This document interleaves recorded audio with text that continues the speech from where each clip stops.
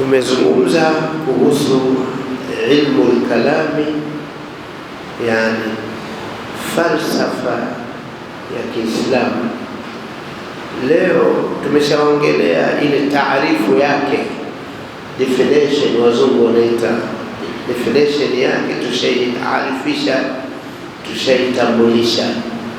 Sasa leo tunaizungumzia katika ukurasa wa 27 lengo lake. Lengo la hii ilmu al-kalami, lengo lake ni nini? Kwa sababu kila kitu tunachokifanya lazima kiwe kuna lengo tunataka tulifikie. Kuna lengo gani? Hii falsafa ina lengo gani? Inawataka watu wafikie wapi? Kwa sababu kuna kitu tunafanya kisichokuwa na lengo. Anasema muallif rahimahullah ta'ala kwamba amma ghayatuhu, ama lengo lake, fahiya alwusulu an tariqi alburhani ila daf'i shubahi allati ittajahat ila alaqidati almultaqati anil wahyi. Lengo ya elimu hii kujifunza na kuijua, alwusulu, kufika, tuweze kufika, fahiya alwusulu an tariqi alburhani, kwa kutumia hoja. Na hoja inaweza kuwa ni Qur'ani, hoja inaweza kuwa ni sunna, hoja inaweza kuwa ijma'i, hoja inaweza kuwa kiasi, hoja inaweza kuwa pia hoja ya akili. Na hiyo ndiyo inayofanya kazi zaidi hapa katika somo hili. Kwanza hoja ya Qur'ani, hoja ya sunna, hoja ya ijma'i, hoja ya kiasi. Kwa mfano, hiyo ijma'i, pengine baadhi yenu neno hili geni kwenu, neno ijma'. Ijma' maana yake ni makubaliano ya wanazuoni wa zama fulani waliofikia kiwango cha ijtihad, makubaliano ya wanazuoni wa zama fulani, zama zozote zile, lakini wanazuoni hao wamefikia katika ubobezi wao katika dini daraja ijtihad. Daraja hiyo, hao waliofikia daraja hiyo wakikubaliana jambo katika dini, usiulize aya wala hadithi. Wakisha kukubaliana hao katika jambo ndani ya dini, usiulize sasa aya wala hadithi. Yale makubaliano yao ndiyo hoja yenyewe. Tumeelewana vizuri?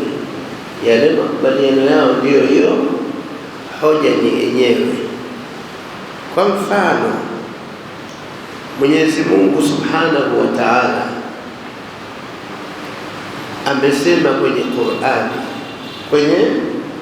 Qur'ani, kama mngalikuwa wenyeji katika Qur'ani, kwa sababu pia ndio maana sasa hivi ametokeza Sheikh Kaporo anahimiza watu kusoma Qur'ani ili nyinyi Waislamu muwe wenyeji katika kitabu chenu, angalau kwa kusoma.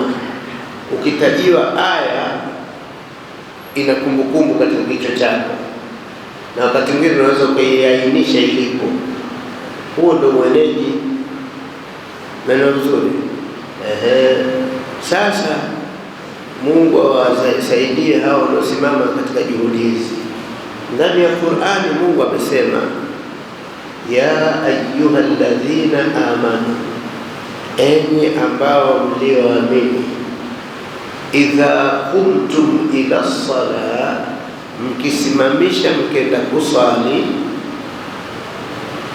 mkisimama kwenda kusali, faghsilu wujuhakum, osheni nyuso zenu. Hapo kwa lugha iliyopo hapo, maana yake uanze kusali halafu ukaoshe, maana yake ndio ukatawadhe kwa lugha ya kawaida iliyoko hapo. Sijui mnaelewa vizuri. Idha qumtum ila sala, maana yake usimame kwenda kusali, alafu inakuja alfa'u litaqibi.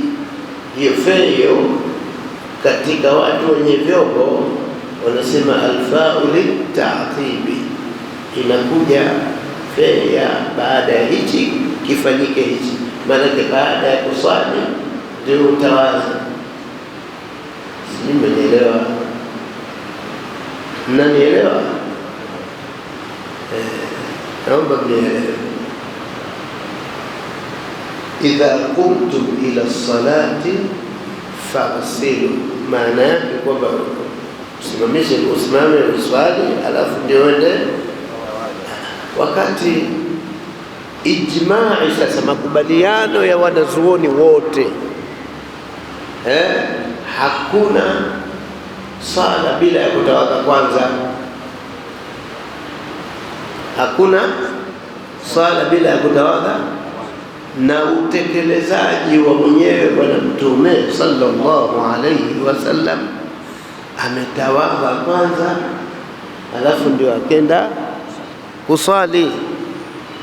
Lakini aya inasema idha qumtum ila salati faghsilu wujuhakum wa aydiyakum ila almarafiqi wamsahu biwujuhikum wa arjulakum ila alka'bayn wamsahu biruusikum wa arjulakum ila alka'bayn. Mahali tunapopazungumzia pale idha qumtum ila salat, simeni vizuri.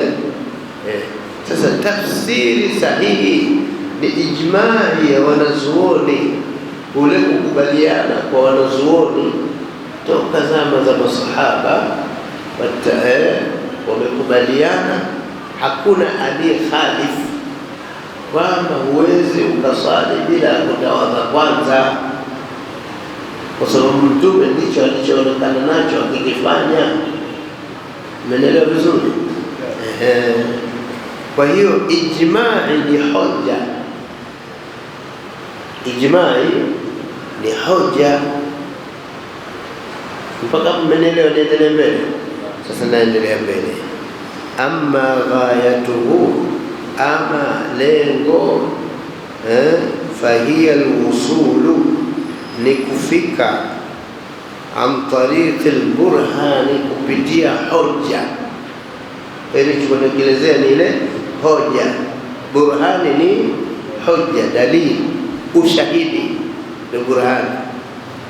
Ila daf'i shubahi, kuziondosha shubha, allati tajahat, shubha zilizo kuelekea, ila al-aqida, zilizoelekea kwenye aqida ya Kiislamu, almutalaqati, iliyo aqida iliyopokewa, anil wahyi, kutoka kwenye wahyi, kwenye Qur'ani.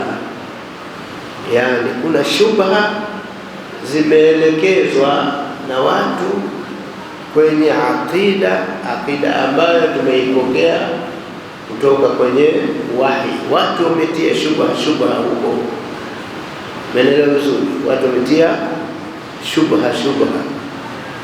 Sasa kwa kutumia elimu hii ya kalamu ya maneno, tutamudu kuziondosha shubha hizo.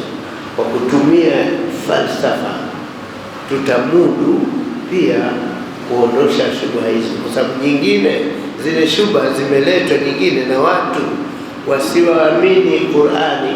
Wewe ukimsomea aya hakuelewi, kwa hiyo unatumia hii falsafa, unaona, kuanza kumkabili yule anayetaka kuiharibu aqida ya Kiislamu.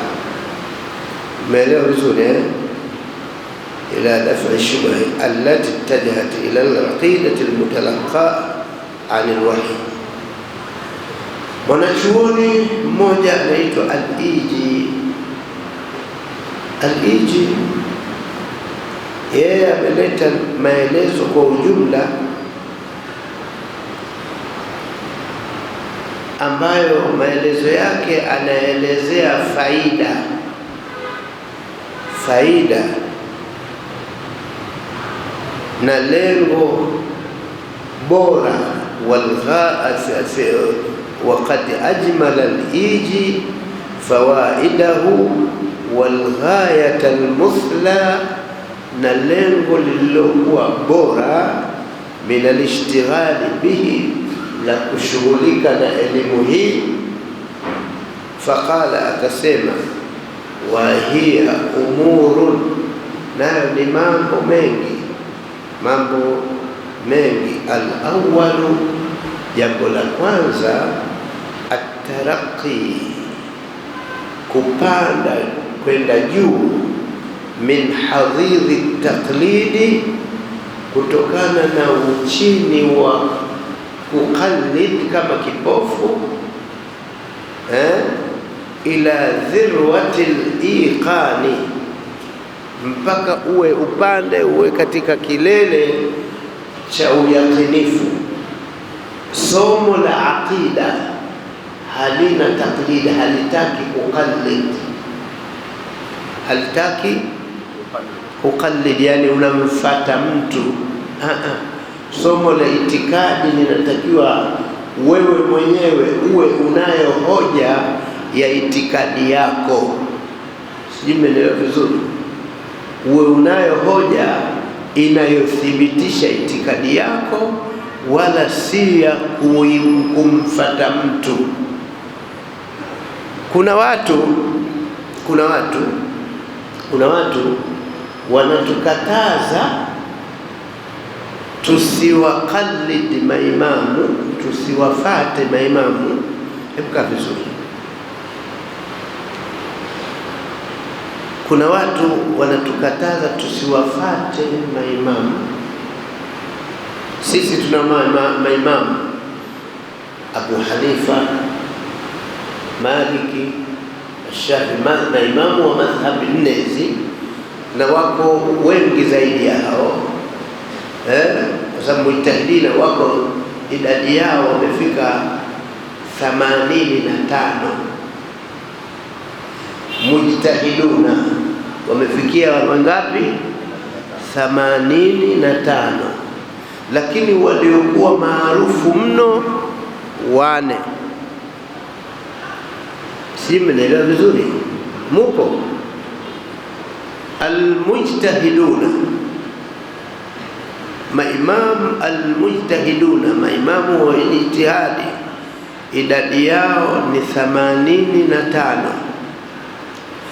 Lakini waliokuwa maarufu wanaojulikana dunia nzima ni 4. Imamu Abu Hanifa an-Nu'man, Imamu Malik ibn Anas, Imamu Ash-Shafi'i Muhammad ibn Idris Ash-Shafi'i, na Imam Ahmad ibn Hanbal. Hawa ndio walikuwa maarufu, na karibu yao kuna Imamu Thawri, kuna Imamu Al-Auza'i, na wao wanafuatilia katika umaarufu hapo. Lakini maarufu zaidi wangapi? 4. Mnaelewa vizuri? Sasa hawa maimamu 4 hawa, kuna watu wanatukataza tusiwafate katika somo la sheria la fiqh. Wao wanamfata Sheikh al-Islam Ibn Taymiyyah katika somo la tauhidi. Sijui mnanielewa au naongea peke yangu? Mnanielewa kweli? Wao wanaotukataza na wanapinga kabisa taklidi moja kwa moja, yani hata mtu wa sokoni barabarani naye wanamtaka awe mujtahid katika fiqh, katika sheria. Wakati hukumu kanuni zenyewe, kanuni inakataza tusiwe mukallidina katika aqida, tusiwe mukallidina katika aqida. Hapana, hii aqida kwa sababu ni jambo linalotaalakiana na Mungu moja kwa moja.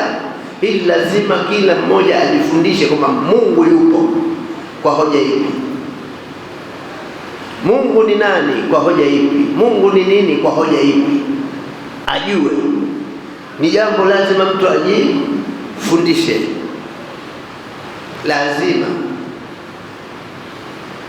Sahib kitabu kinaitwa Az-Zubad anasema awwalu wajibin ala al-insani ma'rifatul ilahi bistiqani, wajibu wa mwanzo kwa mwanadamu amjue Mungu kwa yaqini, si kwa kufuata.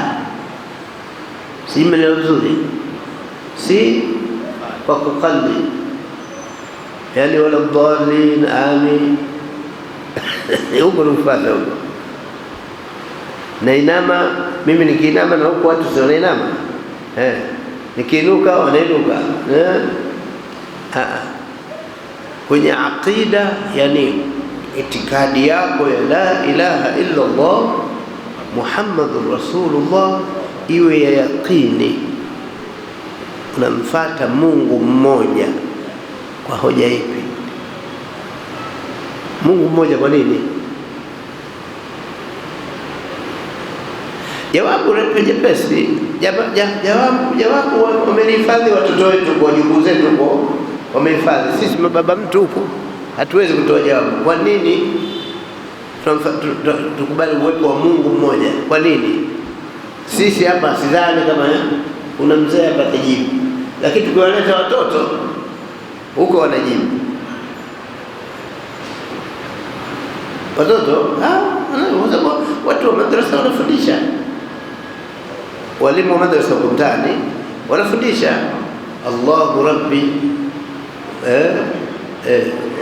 nini mpaka nini, alafu liannahu khalaqani wa khalaqa ummi wa abi. Hizi ni hoja zile. Ndio maana yule mtoto tunamfundisha hoja mapema, ajue kwamba anamwamini Mungu ndio Mola wake, kwa sababu ndio kamuumba yeye, kamuumba babake, kamuumba mama yake. Wa khalaqa kulli shay'in, khalaqa kulla shay'in.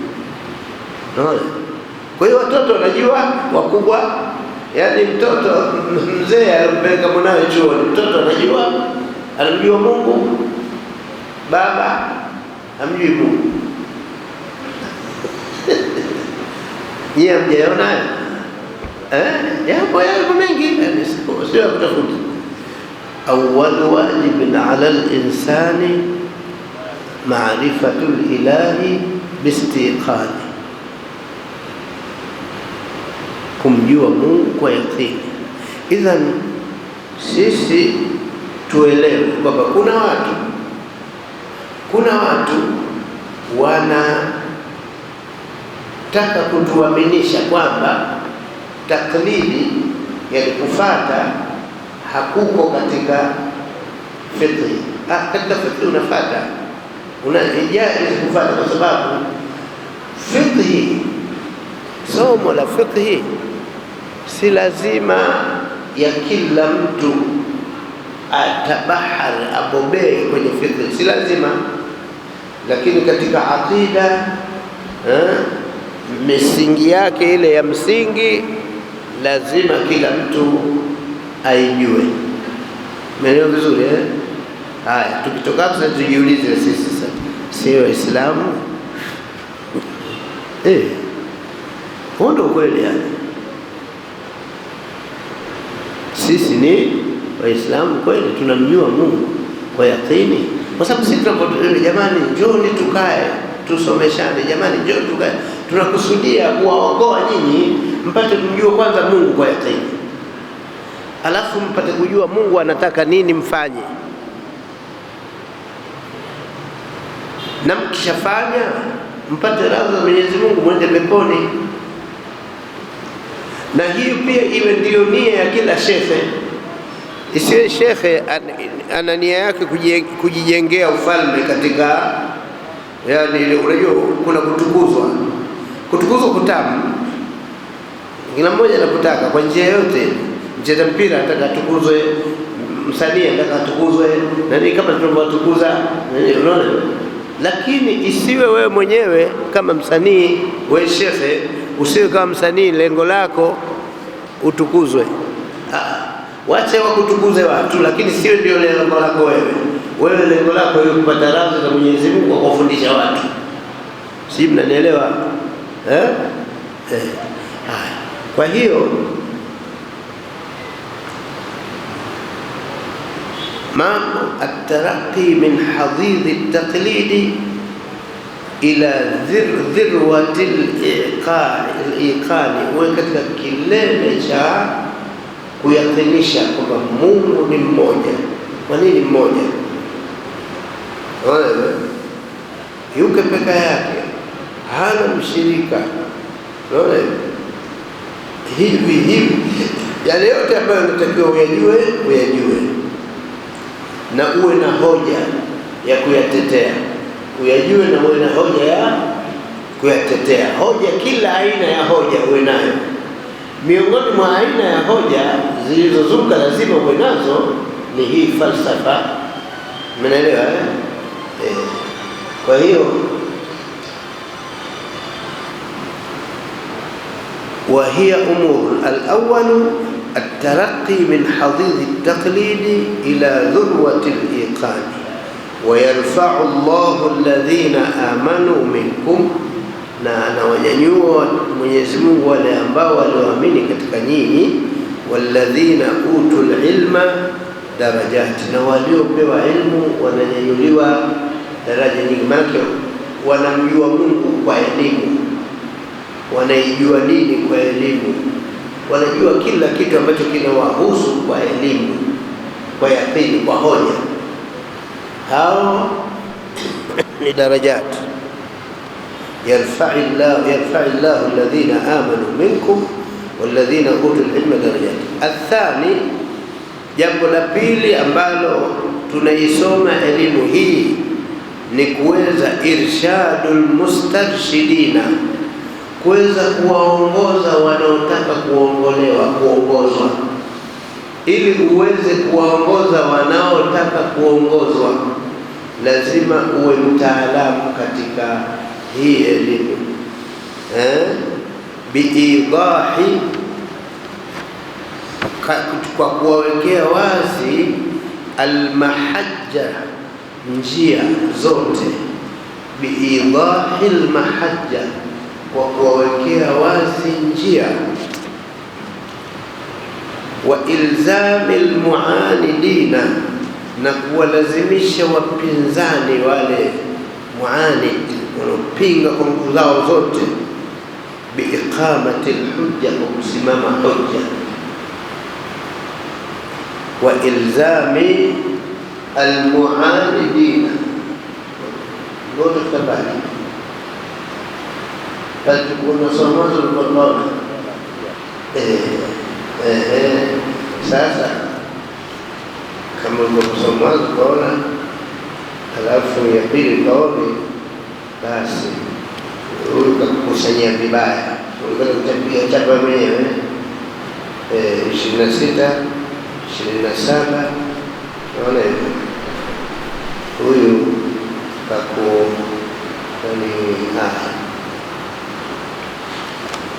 kakusanyia vibaya au kakupiga vibaya chapa.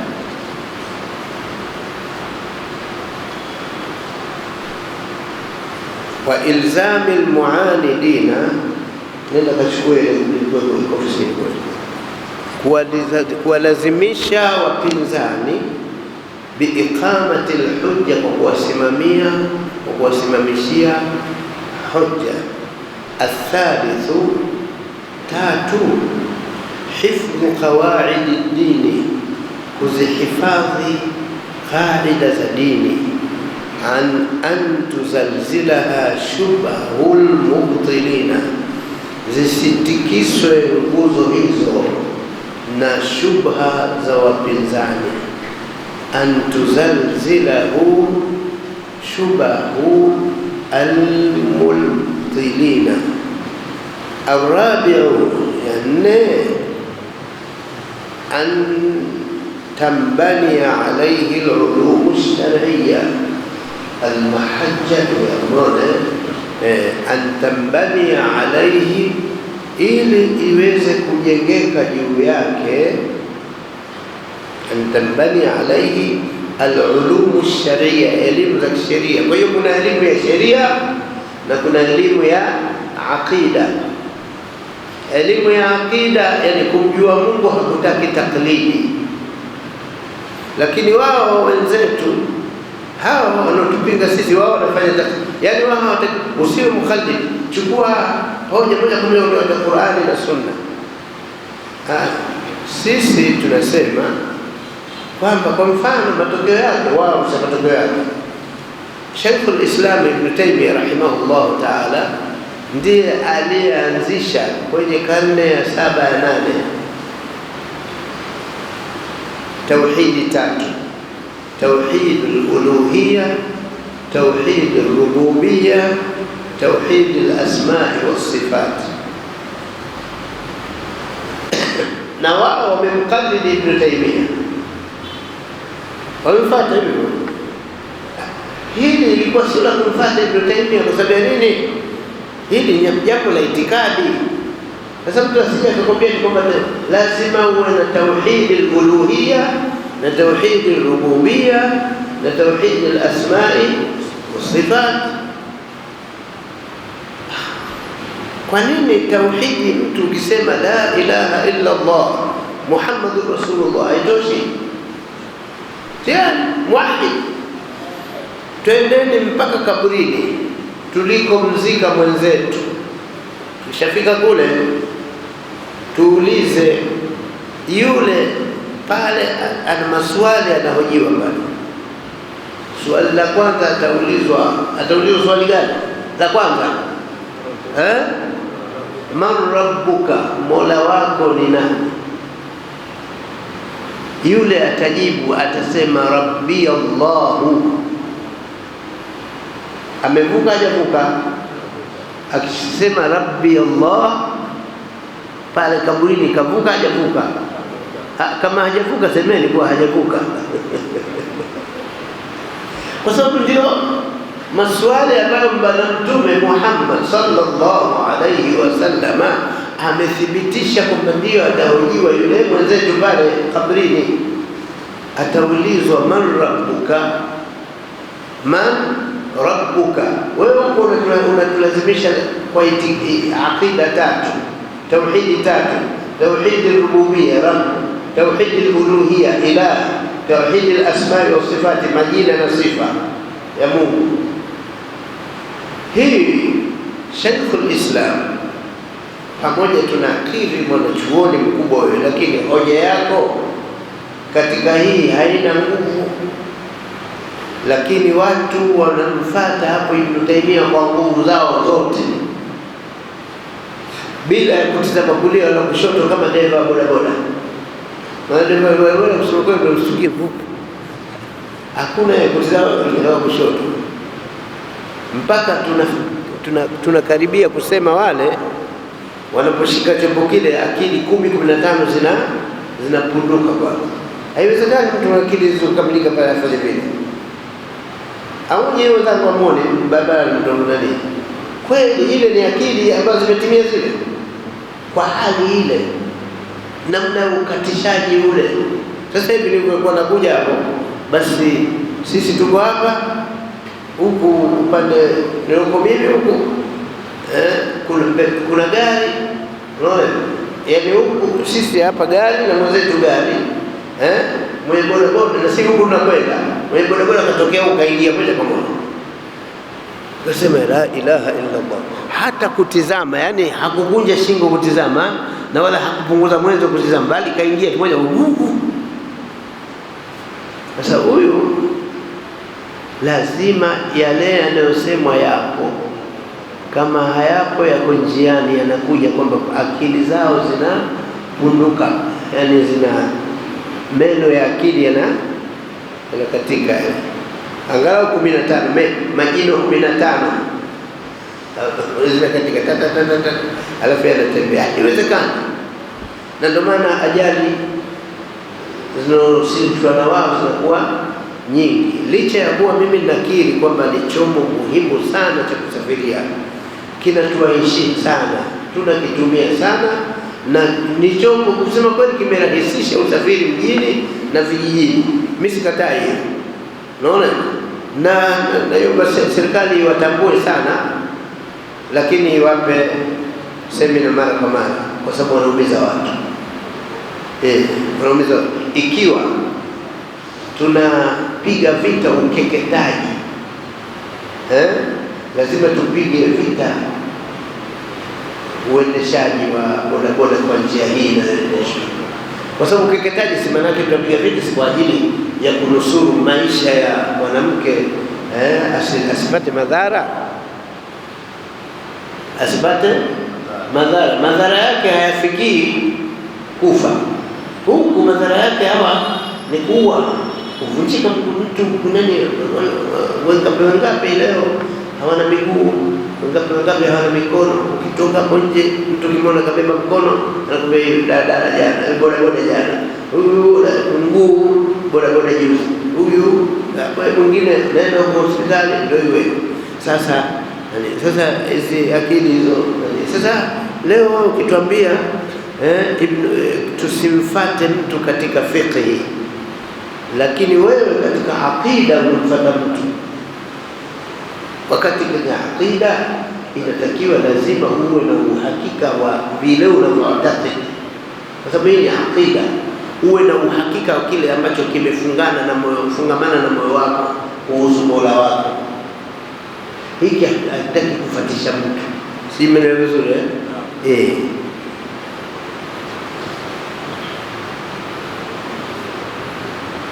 Kwa hiyo an tambaniya alayhi al-ulum ash-shar'iyya fa innahu asasuha, ipate kujengeka juu yake elimu za kisheria, kwa sababu elimu hii ya aqida ndio msingi wa elimu ya sheria. Sisi tunaelewa msingi unaokalia juu yake elimu ya sheria ni elimu ya aqida. Yani ikiwa hakuna aqida sahihi, basi na sharia itakuwa haiko sahihi. Sharia itakuwa haiko sahihi, midhali aqida sio sahihi. Lazima kuwe na aqida sahiha. Na leo vizuri, na hili inabidi lazima kesho tuliongelea zaidi la itikadi sahihi, alafu na sharia sahihi.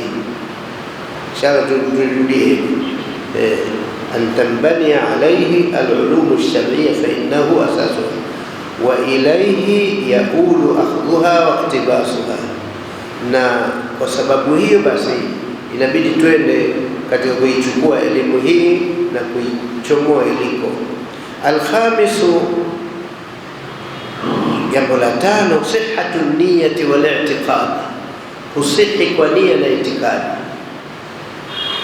Hii inasaidia elimu hii ya falsafa ya ilmu al-kalam kuweza kumfanya mtu awe na nia sahihi na itikadi sahihi. Idh bihima yurja qabulu al-amal, kwa sababu ya mambo mawili haya, sihhatu nia wal i'tiqad, ndipo amali uliyoifanya itakuwa imekubaliwa. Wa ghayatu dhalika kullu, na lengo la mwisho kabisa yote hayo, alfawzu bi saadati ad-darain, kufuzu kupata utukufu wa nyumba mbili, utukufu wa dunia na utukufu wa akhira. alfawzu bisaadati darain. Kwa hiyo haya inabidi tuyaelewe hivyo, na tuelewe falsafa ya Kiislamu lengo lake ni hiyo. Na kuna falsafa isiyokuwa ya Kiislamu, mwanzo ilikuwa inatumika kwa ajili ya kuthibitisha itikadi ya Kimasihi, kuthibitisha ule utatu. Sasa wametumia falsafa ili kuwafanya wale watu wanaowasikiliza wauamini ule utatu kwa njia ya falsafa, kwa sababu lakini pia hata kwa njia ya falsafa imeshindikana ule utatu kuthibiti, hata kwa njia ya falsafa, ikiwa aya zenyewe za kitabu kitakatifu haziwezi kuthibitisha utatu. Falsafa kisaidizi kitakuwaje? Raha ya kamba ya kusaidia uliofungia iwe nzima kuliko kitu chenyewe. Sasa unafunga kitu alafu unaleta kamba mbovu isaidie ukuku zima, kamba mbovu itasaidia ule kwa ipo tu.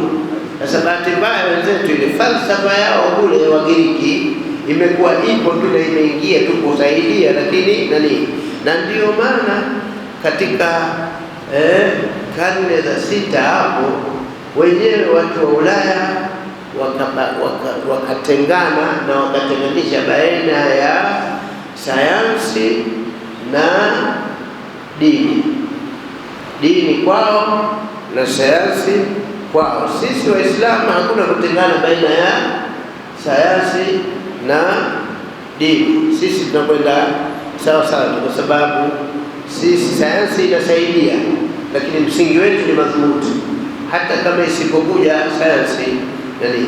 Pia sisi akida yetu imethibiti kwa aya ambazo hata kama isingekuja hii falsafa bado akida ya Qur'ani inatosha sana. Ila sasa inatosha sana, lakini ni nani anaweza kaitosheleza? Arrasikhuna fil ilm wa mubezi. Sio mtu yote barabarani akasema aya inatosha ikatosha, itakuwa itosha, anaweza katutia aibu, kwa sababu hawezi, uwezo wake wa kutumia hizo aya ni kuwa. Si mmenielewa vizuri? Mnanielewa? Haya, kama mmenielewa, mimi nawaruhusu niulizeni maswali yote, nauliza maswali kama mmenielewa angalau kidogo. Maswali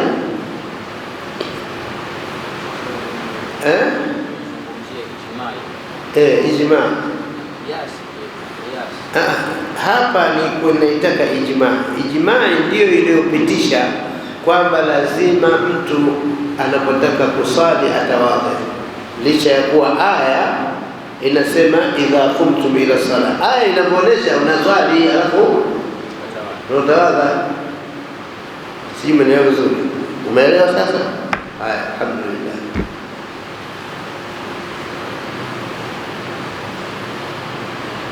Alhamdulillah.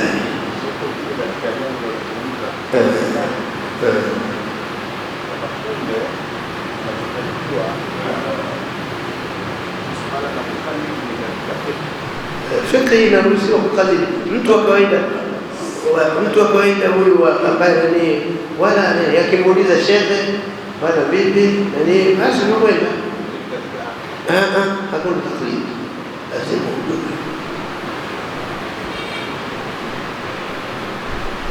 Hiyo ndio elimu ya dini, vinginevyo maneno ya mtaani.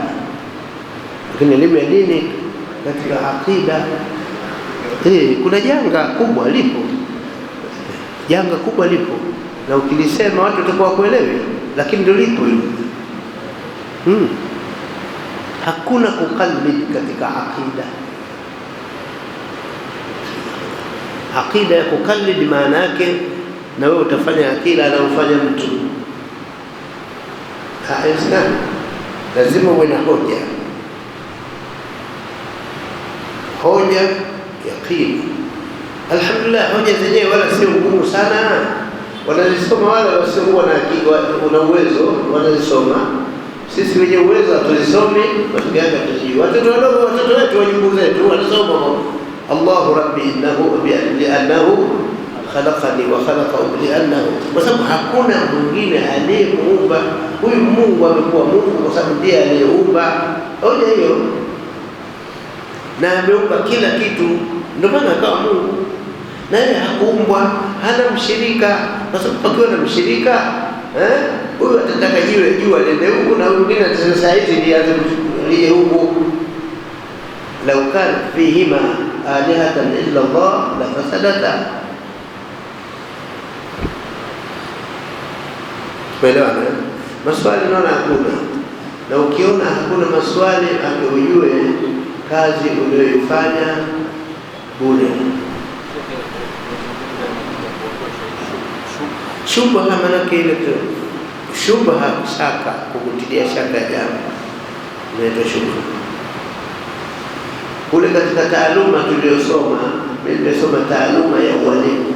Mimi mwalimu nimesomea, wameandika kule kwamba ukisomesha alafu uone wanafunzi wananyanyua vidole kuuliza maswali, ujue kwamba wanafunzi hawakuelewa kitu, wamekutazama na wameitikia, lakini hakuna walichoelewa.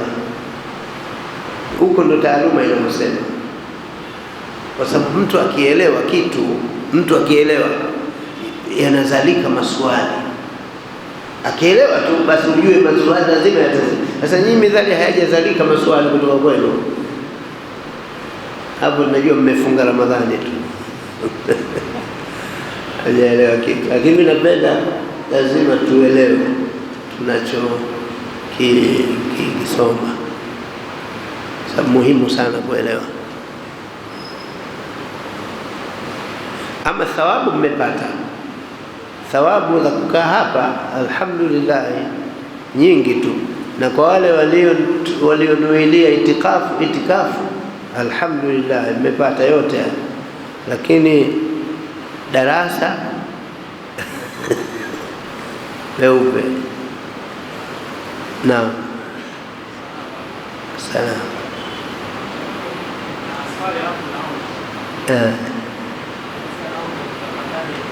Naam.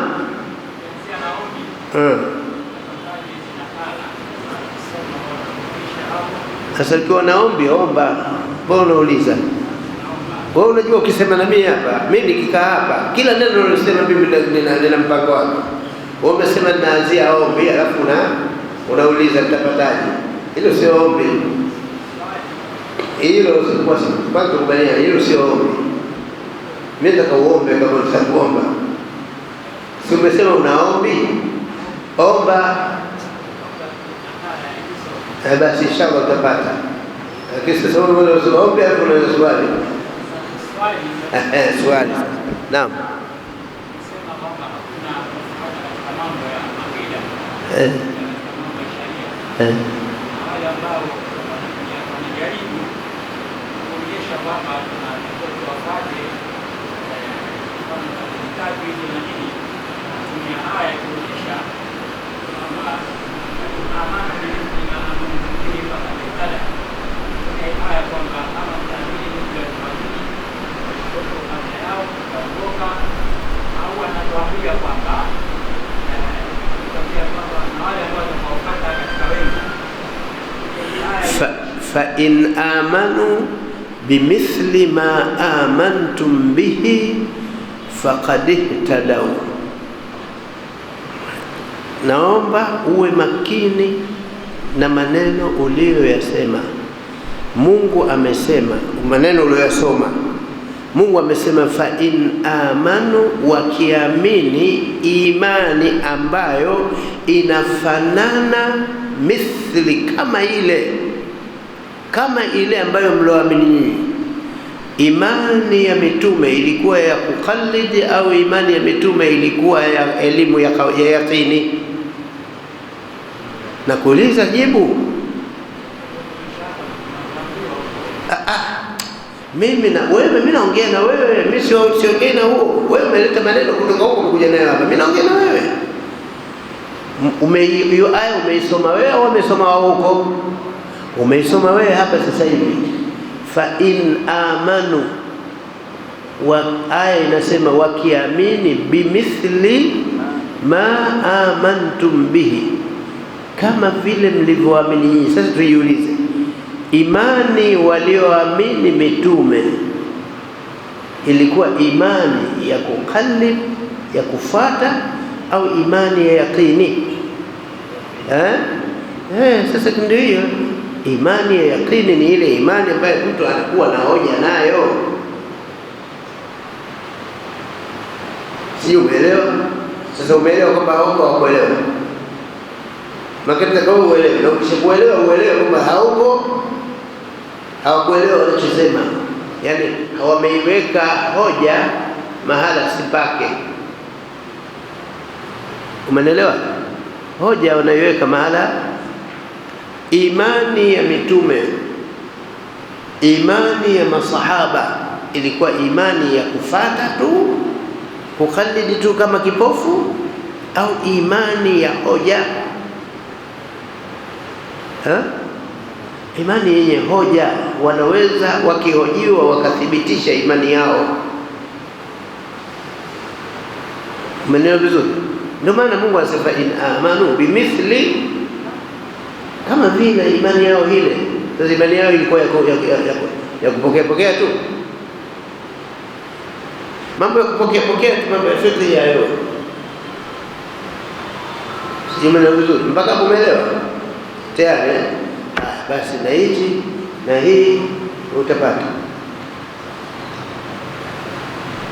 shukuru. Sasa siku nyingine ukikaa na mimi, usiseme nina hoja halafu naombi, halafu wakati naombi lenyewe usemi, unasema neno lingine. Mimi nitakuwa sikubaliana.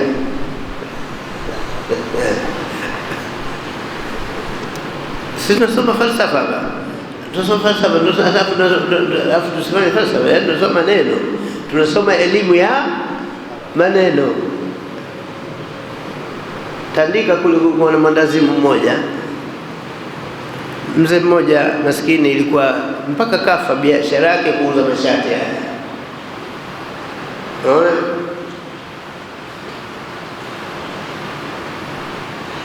Kuna mtu alimuudhi akamwita, wewe chizi, wewe unauza mashati, wewe chizi, unapata wapi ya chizi?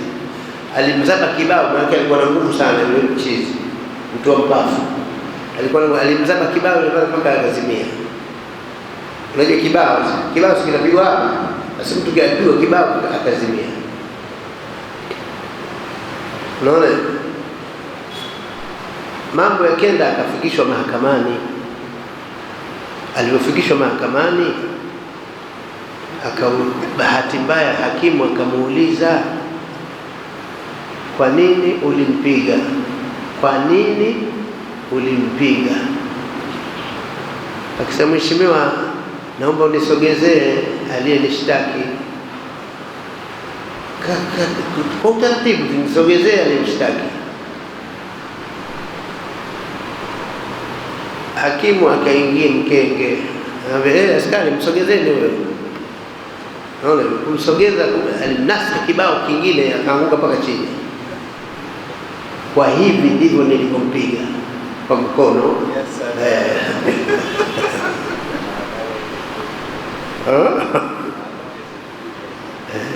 Thibiti, kwa hivi ndivyo nilipompiga.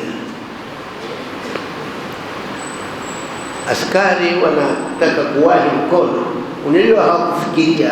Wale askari wale hawakufikiria kwamba yule anasogeza pale ili amzibue kibao kingine. Nasa kibao,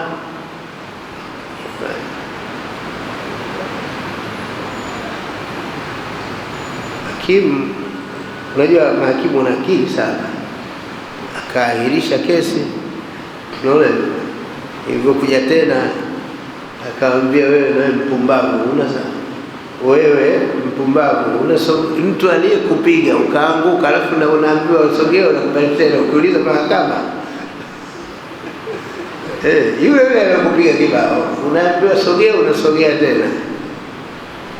Ilibidi ukatae kusogea kwa sababu huyu mimi alinipiga na anaweza akanipiga tena. Hapa mahakamani ni mahala pa hoja. Ndio yake dismiss kesi ikawa imeishia hapa. Sasa na hapa tunasoma falsafa, tunasoma elimu ya maneno. Sasa usije maneno ovyo ovyo. Una maombi alafu uelezee una maombi yako, unaeleza kitu kingine, utakosa. Utakosa. Kuna swali lingine? Kwa sababu mkinyamaza huku hii inakwenda, tuko live hapa. Kwa sababu mkinyamaza mna maswali nani, au ndio nithibitishe kuwa hamkuelewa, kesho nirudie tena somo hili. Hamkuelewa hivi wapi mtaelewa? Basi hata kama tusome kitu vya kuelewa na je. Tauhid al-uluhiyya, tauhidi ya kuamini Mungu muabudiwa ni Allah. Tauhid ar-rububiyya ni tauhidi ya kuamini Mungu ndio mlezi anayetufanyia kila kitu. Tauhidul asma'i was sifati ni tauhidi ya kuamini Mungu ana majina yake kuanzia yale 99 na yale 200 na kitu, wasifati na Mungu anazo sifa. Unaona hiyo tunalazimishwa na nani? Na Sheikh Islam Ibn Taymiyyah anatulazimisha kwa namna aliyofahamu yeye, na anatutaka sisi tuwe na aqida hiyo. Muislamu hulazimiki kuwa na aqida hiyo, kwa sababu aqida ni ile aliyofundisha Mtume Muhammad sallallahu alayhi wasallam katika maeneo mengi tu katika Qur'ani. Mungu mwenyewe ameelezea. Unaona hivyo ni aqida, ukisema qul huwa Allahu ahad Allahu as-samad lam yalid wa lam yulad wa lam yakul lahu kufuwan ahad. Aya matatu au chungu mzima, kwa sababu Makuraishi walikuja kwa bwana Mtume Muhammad sallallahu alaihi wasallam wakamwambia, ya Muhammad, sif lana rabbak, hebu tusifie Mola wako. Rabbaka, tusifie Mungu wako, Mola wako. Mungu mwenyewe ndio akateremsha hii sura, qul huwa Allahu ahad. Hakusema qul huwa rabbu ahad, kasema qul huwa Allahu ahad. Tena Allahu as-samad alladhi lam yalid wa lam yulad wa lam yakun lahu kufuwan ahad. Tauhidi hiyo, hii suratul tauhid, hii inaitwa suratul ikhlas, sura tauhidi. Sasa ukazirudisha ukazifanya ziko ngapi, na unawalazimisha watu, na watu wengine wamefahamu. Mbona tukienda kaburini tunaulizwa man rabbuk? Man rabbuk?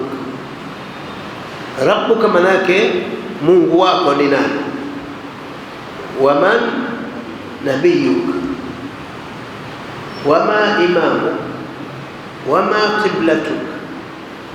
Yule satajibu Allahu rabbi. Sasa unaitenganisha tauhid al-uluhiyya na rububiyya, kasema Allahu rabbi wa Muhammadun nabiyyun wal Qur'anu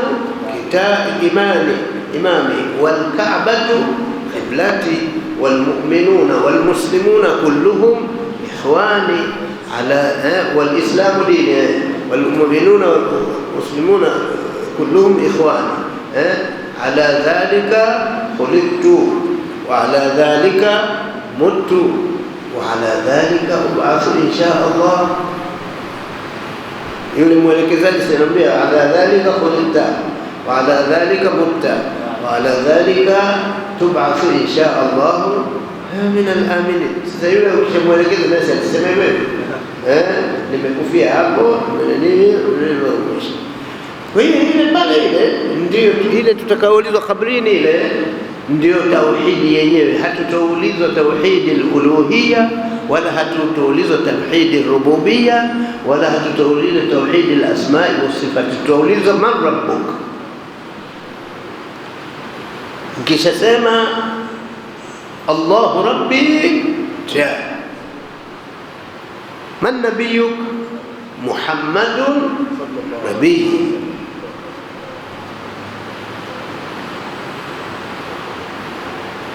Mana wama qiblatuka? Al-Ka'batu qiblatu Kaaba, ndio qibla yangu. Si mimi vizuri, lakini kama nikitaka nikuangaisheni qibla ni Kaaba pekee, hapo mtababaika. Qibla kwa sababu ainama tuwallu fathamma wajhu Allah.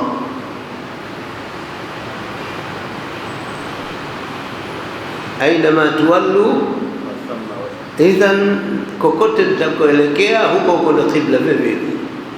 Lakini qibla kwa maana ya qibla chenyewe cha asli ni Kaaba, huku kwa ajili ya dharura, huku kwa ajili ya dharura.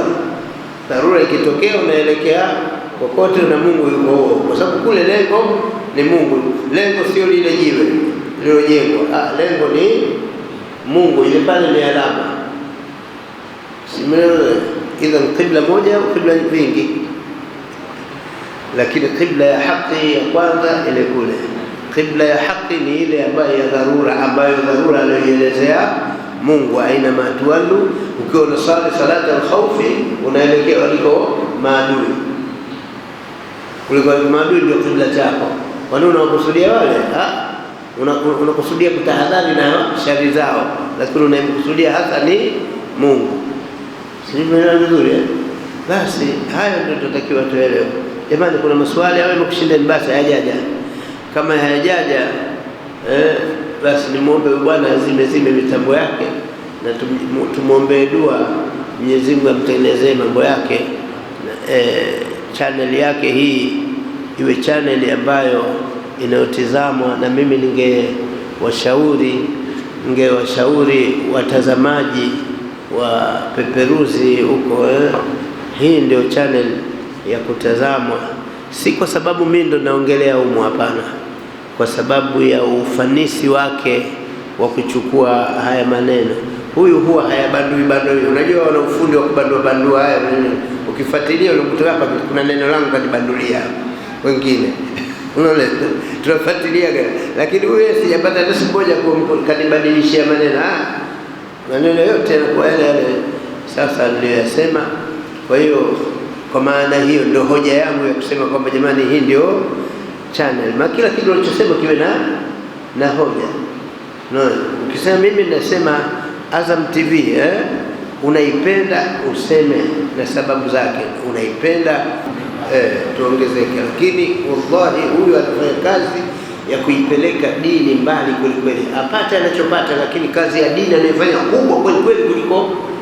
Kwa sababu mimi na maneno nayasema hapa, mimi nimesema haya maneno nasema mimi hapa, inawezekana wakati ninasema huku naria kujiona. Yule anajiona, anayepata dhambi ya kujiona ni nani? Yule au mimi? Yule anapeleka mambo bila kujiona. Kwa hiyo mkweli hapo ni nani? Mkweli yule. Inawezekana mimi napenda kujiona, napenda kujijulikane, watu wanijue, wakitumia Sheikh Jombo, ufakhari nimekuona, unaona. Lakini hayo yote nayapata kutoka kwa yule. Umeona? Wewe yule ndio anastahili kulipwa. ربنا آتنا في الدنيا حسنة وفي الآخرة حسنة وقنا عذاب النار. ربنا لا تزغ قلوبنا بعد إذ هديتنا وهب لنا من لدنك رحمة إنك أنت الوهاب. وصلى الله على سيدنا محمد وآله وصحبه وسلم. الحمد لله.